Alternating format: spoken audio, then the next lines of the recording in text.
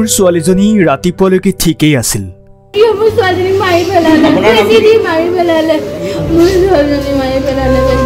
মাতৃৰ বুকু উদং কৰি দিলে সামান্য এটা ভুলে।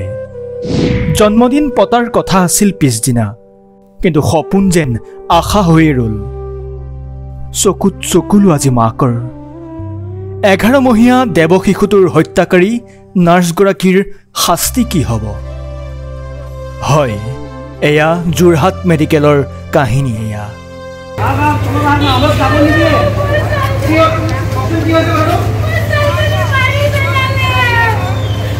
যোৰহাট মেডিকেল কলেজত 11 মহীয়া শিশুৰ মৃত্যুক লৈ সৃষ্টি হৈছে এক অবৰ্ণনীয় পৰিৱেশ।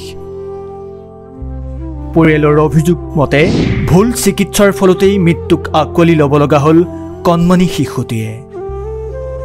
যোৰহাট চেউনি গাঁৱৰ মনজিৎ দাস আৰু শিৱানী দাসৰ দম্পতীদ্বয়ৰ 11 মহীয়া কণমানি কন্যাৰ জ্বৰ হোৱাত 3 দিন পূৰ্বে যোৰহাট মেডিকেল কলেজত ভৰ্তি কৰিছিল। ক্ৰমাৎ সুস্থ হোৱা কণমানিজনীক বুধবাৰে পুৱা ককাকে কোলাত লৈ আছিল। তেনেতেই এগৰাকী নাৰ্ছে এটা বেজী দিব আছে বুলি কৈ এটা বেজীও দিছিল। ইয়াৰ খন্তেক সময়ৰ পাছতেই ৰঙা পৰি শিশুটি ফিট হৈ গৈছিল আৰু খন্তেক সময়ৰ পিছতেই মৃত্যুক সাৱটি লৈছিল এই দেৱ শিশুটিয়ে।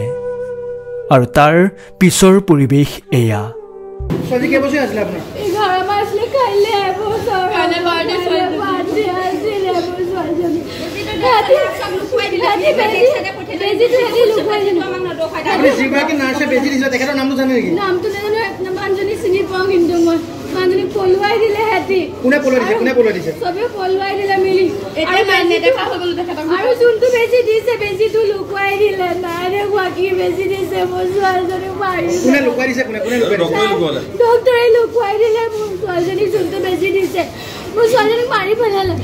পৰিয়ালৰ অভিযোগ ভুল চিকিৎসাৰ ফলতেই খেলি থকা কণমানিজনীৰ কৰুণ মৃত্যু হ'ল।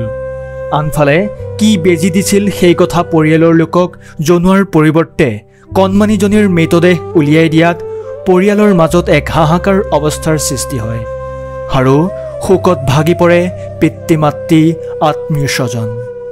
এতিয়া নাৰ্ছজনীক লুকুৱাই দিছে, ইনজেকশ্যনটো নেদেখায়। এতিয়া নাৰ্ছজনীক যেতিয়া লুকুৱাই পিনি ওলোৱাৰ লগতে পুলিচক যেতিয়া মাতি অলপ মনত দিয়া নাই, এইটো ডাইৰেক্ট ৰং।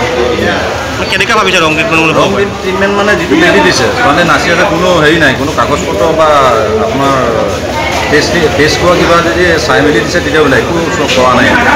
নকৰাকৈ যদি ইনজেকশ্যনটো দিছে আৰু বেজীটো ডাঙৰ দেখিছোঁ, যেতিয়া তাই খেলি থকা ছোৱালীক বেজীটো দিছে, আধা সময়তে নাচি থকা ছোৱালী বেকা হৈ গোটেই গাটো ৰঙা হৈ সকলো বমি কৰি দিছে। তেওঁ বেজীটো দি আছে।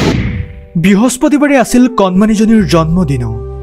এবছৰত ভৰি দিবলগীয়া কণমানিজনীক বুধবাৰে চিকিৎসালয়ৰ পৰা ৰিলিজ কৰাই পৰিয়ালে জন্মদিন পতাৰ কথা আছিল।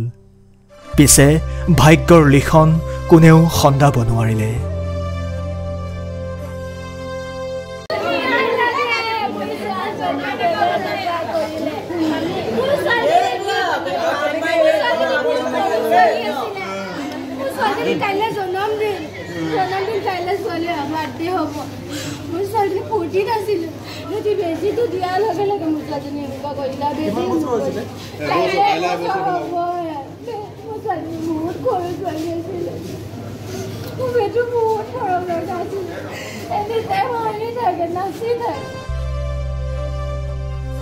যোৰহাটৰ পৰা দেৱজ্যোতি বৰাৰ ৰিপৰ্ট, টাইমছ গুৱাহাটী।